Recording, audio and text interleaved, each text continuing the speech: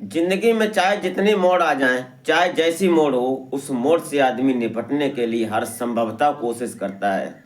लेकिन गरीबी एक ऐसा मोड़ है जहां पर आकर पुरुष या महिला कुछ भी करने को तैयार हो जाते हैं, क्योंकि इस रोग की वजह से समाज में वो मान नहीं रहता, समाज में वो प्रतिष्ठा नहीं रहती। आज की कहानी में भी सेम कुछ ऐसा ही हो जाता है कि एक सुंदर नौजवान लड़की जिसके पिता की जब मौत हो जाती है, उसके बाद उसके बड़े भाई ने उसको उस डगर पर छोड़ दिया, उस राह पर छोड़ दिया जो कि उसके लिए शायद ऐसा नहीं होना चाहिए था। लेकिन गरीबी के चलते वो लड़की एक अपने समाज और अपने माता पिता की मर्यादा को कायम रखते हुए उसने बहुत कुछ सोचा, लेकिन फिर अंत में कुछ उसके साथ ऐसा हो जाता है जो कि उसने कभी सोचा ही नहीं था। उसके दिल ने तो गवाही नहीं दी, लेकिन मजबूरी कुछ भी करवा सकती है चलते गरीबी के। क्या हुआ किस लड़की के साथ और कहाँ की ये घटना है, वो जानेंगे इस वीडियो के माध्यम से। तो आप इस कहानी में अंत तक जरूर बने रहिएगा और कहानी को समझने की कोशिश करते हैं, और आशा करते हैं कि आप अपने परिवार, अपनी फैमिली के साथ बेहद खुश होंगे, मस्त होंगे। तो वीडियो में आगे बढ़ने से पहले आपसे बस वही एक छोटी सी रिक्वेस्ट कि अभी तक अगर आपने हमारे चैनल को सब्सक्राइब नहीं किया है तो सब्सक्राइब कर लें और लाइक करके एक छोटा सा कमेंट अवश्य कर दिया करें, ताकि मेरा हौसला बढ़ता रहे। तो हमारे इस यूट्यूब मंच पर आपका बहुत बहुत स्वागत है। मैं आभार व्यक्त करता हूं, आपको नमन करता हूं आपके प्यार और सपोर्ट को। तो नमस्कार, आदाब, शास्त्रीय काल। मैं अजय कोहली। आज की जो सच्ची कहानी मैं आपको सुनाने जा रहा हूँ, कहानी उत्तर प्रदेश का एक जिला पड़ता है इटावा, और इटावा का एक थाना क्षेत्र पड़ता है बसरेयर। यहाँ पर 2019 में एक परिवार रहा करता था। इस परिवार के मुखिया होते हैं दीनदयाल, और वो एक परिवार में एक बिल्कुल गरीबी के हिसाब से एक लो कास्ट के व्यक्ति थे। उनके परिवार में उनकी पत्नी और 2 बच्चे थे। बड़ा बेटा होता है जिसका नाम सुनील कुमार होता है, और छोटी बेटी होती है जिसका नाम बबीता होता है। अब ये 4 लोगों का परिवार था। 4 लोगों की परवरिश, पिता मेहनत मजदूरी करते थे, बड़े खेत वालों के यहाँ साझेदारी करते थे। उनसे जो अनाज पैदा होता था, गांव क्षेत्र में जो मजदूरी होती है खेतों में, वो मजदूरी करके अपने बच्चों को कैसे भी करके परवरिश कर रहे थे। जब बड़े लड़के की, जो सुनील कुमार होता है, उसकी उम्र शादी के लायक हो जाती है, लेकिन दोनों भाई बहन एजुकेशन में बहुत पीछे हो जाते हैं। पढ़ाई का कोई सिस्टम नहीं उनका बन पाता है। पढ़ाई क्या, जो प्राइमरी स्कूल थे उन्हीं में वो जाते हैं। और जब 5 बेटी तो वो 5वीं तक ही पढ़ी थी, और जो लड़का था वो 8वीं तक पढ़ा होता है। उसके बाद उसको अपने घर की जिम्मेदारी समझना पड़ी, और वो अपने घर में काम में लग जाता है अपने पिता के साथ। समय आगे बढ़ रहा था धीरे धीरे। तो जब उसकी एक दिन ऐसी मुसीबत आती है कि उसकी माँ को खेत में काम करते हुए जब सांप ने उसको डस लिया, उसके बाद वो इतना पैसा नहीं कर पाई कि वो कहीं ले जाते। गांव में ओझा भगत होते, उनको दिखाया। उन लोगों ने कहा कि कुछ नहीं होगा, कुछ नहीं होगा। तब तक पता चलता है कि उसकी माँ की आंखें बंद हो गईं और वो रोने लगे, उनका शरीर नीला पड़ गया। ये सब होने के बाद समय आगे बढ़ने लगा, और मोहल्ला और गांव पड़ोस के लोग, गरीब की कौन मदद करता है आज के समय में। समय धीरे धीरे बढ़ रहा था। अब घर में बेटी थी जो खाना बनाती थी और पिता के साथ मेहनत भी करती थी और खेतों में मजदूरी करने जाती थी। वक्त आगे चल रहा था। बेटा धीरे धीरे बड़ा बड़ा हुआ। उसके बाद वो किसी के साथ, अपने दोस्तों के साथ रहकर वो दिल्ली चला जाता है, और वहाँ जाता है, वहाँ कुछ काम करने लगता है किसी फैक्ट्री में। अब फैक्ट्री में जो काम करने वाला बिना एजुकेटेड लड़का क्या पैसा उठाएगा, क्या तनख्वाह होगी उसकी, उसी हिसाब से वो काम करता रहता है। 2-3 साल गुजर जाते हैं। उसके बाद उसकी, जब वो गांव के लोग और उसके रिश्तेदारों ने कुछ सोचा विचारा तो उसकी शादी करवा दी। और जब शादी हो जाती है उसके बाद वो अपनी पत्नी को लेकर बाहर ही रहने लगता है। घर पे पिता और बेटी 2 ही थे। बेटी भी जवान हो चुकी थी, लगभग 17-18 साल की लड़की हो जाती है। गरीबी तो थी उसके घर में, लेकिन कुदरत ने उसको सुंदरता भरपूर दी थी। और जब लड़की अपने रंग रूप में आई, जवानी की दहलीज पर उसने कदम रखा, तो कुदरत ने उसे संवार कर बनाया था। वो देखने सुनने में बेहद खूबसूरत थी। धीरे धीरे समय आगे बढ़ने लगता है, तो एक दिन ऐसा आ जाता है कि जब उसके पिता होते हैं, वो भी किसी कारणवश, उनकी भी जब मौत हो जाती है, अब बेटी जब अकेली घर रह जाती है, तो सुनील कुमार अपनी पत्नी के साथ घर पर रहने के लिए मजबूर हो जाता है। लेकिन जो उसकी भाभी थी, वो इस बात से बिल्कुल कतरा रही थी, वो साइड हो रही थी कि कैसे भी करके इस बबीता की शादी हो जाए, क्योंकि कब तक हम खिलाएंगे इसको, कब तक बोझ बनकर रहेगी हम पर। यह बात कहीं ना कहीं बबीता भी अपने आप में महसूस करती थी कि उसकी भाभी उससे दिल से प्यार नहीं करती, उससे कहीं ना कहीं नफरत करती है, उसके ऊपर मैं बोझ लगती हूँ। लेकिन कर भी क्या सकती थी।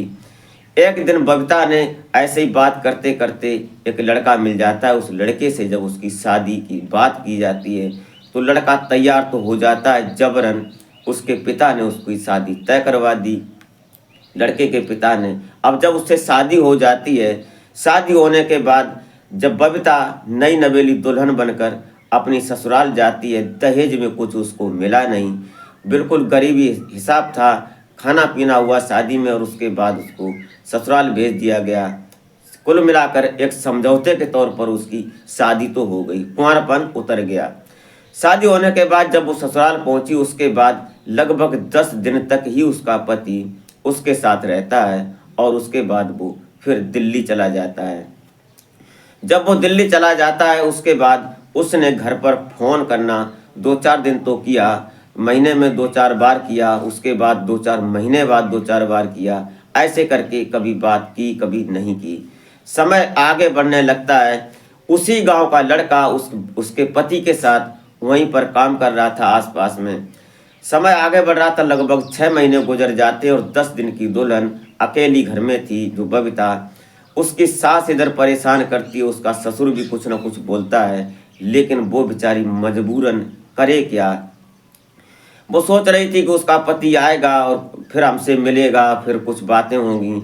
उसने अपनी शादीशुदा जिंदगी को ये समझ नहीं पाया कि शादी होने का मतलब क्या होता है। लेकिन उसकी सास उसको ताना मारती है कि तू बांझन है, तेरे बच्चे नहीं, ये और वो। अब वो रोती है और कहती है कि मेरी मजबूरी क्या है, ये तो बताओ पहले। तुम्हारा बेटा हमारे पास नहीं रहता, हम बच्चे कहाँ से पैदा करें, ये सब बातें होती हैं, घर में लड़ाई झगड़ा होता है। लगभग 10 महीने गुजर जाते हैं, तब एक दिन उस गांव का जो लड़का उसके पति के साथ काम करता था, वो जब वापस आता है, तो पता चलता है, तो बबीता दौड़ी भागी उसके पास पहुंचती है। वो रिश्ते में उसका देवर लगता था।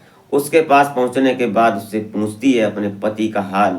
तो वो बोलता है कि देखो भाभी, तुम परेशान मत हो, तुम्हारा पति और तुम अपने पति की बात, उसकी याद, उसकी जो संबंध, ये सब भूल जाओ, क्योंकि शादी से पहले ही वो शादीशुदा था, उसने शादी कर रखी थी, और उसने अपने माता पिता की ज़बरदस्ती की वजह से तुमसे शादी की थी, वो तुम्हारा पति नहीं है। ये बात सुनकर कहीं ना कहीं बबीता के पैरों तले जमीन खिसक जाती है। वो रोकर अपने घर आती है और कमरे में जाकर दहाड़े मारकर रोने लगती है कि आज वो बिना पति की नई नवेली दुल्हन है, 10 दिन की दुल्हन, उसके बाद वो फिर न विधवा है और न तलाकशुदा है। अब वो रोती है। उसके बाद जो उसकी माँ थी, जो सास थी, वो कमरे में जाती है और उससे पूछती है क्या हुआ। जब वो अपने पति की दर्द दास्तां सुनाती है, उसके बाद उसकी सास भी उसको ताने मारने लगती है कि तू जब से हमारे घर में आई, हमारे घर में कलेश है, हमारे घर में मुसीबत है। ये सब बातें सुनकर वो कहीं ना कहीं अपने आप को कोसने लगती है, चलते सिर्फ गरीबी के।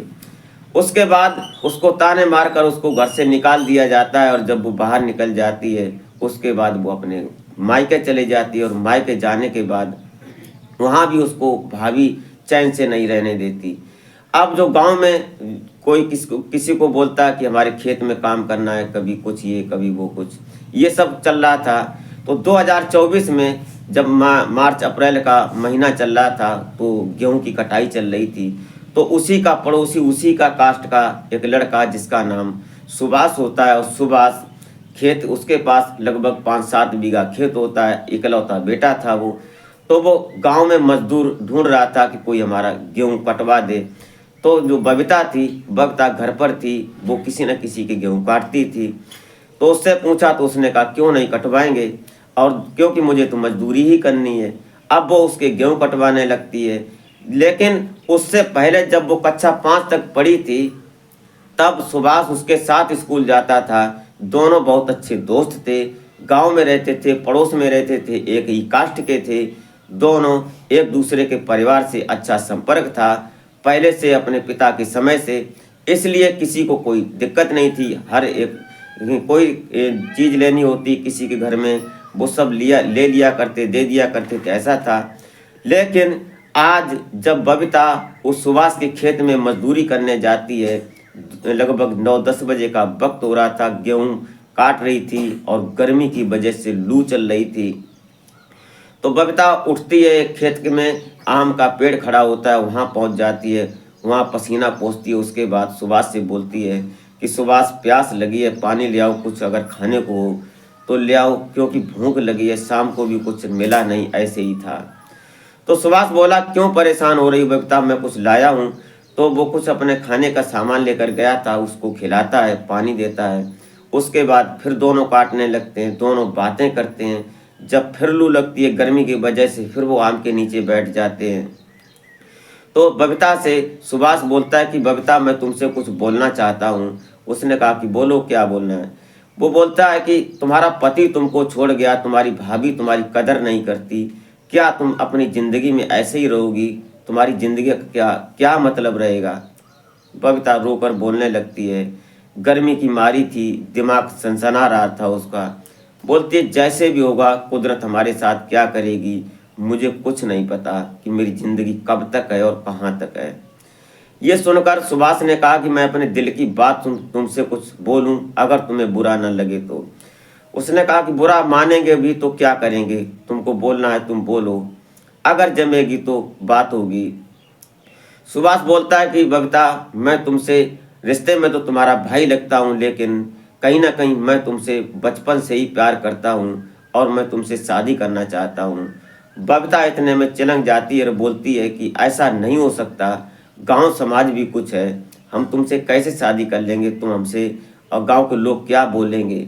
उसने कहा कि गांव और समाज की बात को छोड़ो, तुम अगर राजी हो जाओ तो हम यहाँ से निकल लेंगे, और निकलने के बाद बाहर चले जाएंगे, साल 2-4 साल रहेंगे, उसके बाद बच्चे हो जाएंगे, उसके बाद आएंगे गांव में, तब तक मामला ठंडा हो जाएगा और हमारी कौन बात करेगा। 2-4 दिन लोग चर्चा करते हैं। बबीता को भी ये बात जम जाती है, वो कहने लगती है, सोचने लगती है कि मुसीबत में अगर कोई काम आया तो अपना पुराना दोस्त काम आया, इससे पहले ना हमारा भाई काम आया, ना हमारी भाभी काम आई। ये सोचने के बाद उसने फैसला लिया और उसके गेहूं को कटवाने के बाद, थ्रेसर से कटवाने के बाद गेहूं भूसा अंदर कर दिया। उसके बाद सुभाष के माता पिता को, उसने अपने माता पिता को बोला कि मैं दिल्ली जा रहा हूँ, कुछ काम करूँगा, अब गेहूं का काम खत्म हो गया। सुभाष और बबीता दोनों प्लान के मुताबिक दोनों घर से निकल जाते हैं और लगभग 4-5 साल तक बाहर ही रहते हैं। उसके बाद जब गांव में आते हैं तो पता चलता है कि उनके पास 2 बच्चे होते हैं। गांव में कुछ लोगों ने चर्चा की कि सुभाष बबीता को भगा ले गया, ये और वो सब, रिश्ते में भाई बहन लगते थे और बिल्कुल मान मर्यादा समाज कुछ नहीं रहा। लेकिन कुछ दिन चर्चा हुई, उसके बाद सब बात नॉर्मल हो गई। जब वो वापस आता है 4-5 साल के बाद, 4 साल के बाद 2 बच्चे थे उसके पास। गांव में कुछ दिन लोगों ने बोला और उसके बाद दोनों पति पत्नी के रूप में खुश रहते हैं, बेहद खुश हैं और आज नॉर्मल सी लाइफ जी रहे हैं। दोस्तों, ये रही कहानी, आपको कैसी लगी? अगर अच्छी लगी हो तो एक लाइक ज़रूर कर दें और अपने दोस्तों को शेयर कर दिया करें। अभी तक अगर आपने हमारे चैनल को सब्सक्राइब नहीं किया है तो सब्सक्राइब ज़रूर कर लें और एक कमेंट ज़रूर कर दिया करें। दोस्तों, इस घटनाक्रम को सुनाने का उद्देश्य किसी को हैरान या परेशान करना नहीं, बल्कि एक जागरूक करना होता है, क्योंकि हमारे समाज में कभी कभी कुछ ऐसा हो जाता है जो नहीं होना चाहिए, और ख़ासकर गरीबी के चलते जो नहीं होता है वो भी हो जाता है। तो दोस्तों, मिलते हैं फिर नेक्स्ट वीडियो में, तब तक के लिए जय हिंद।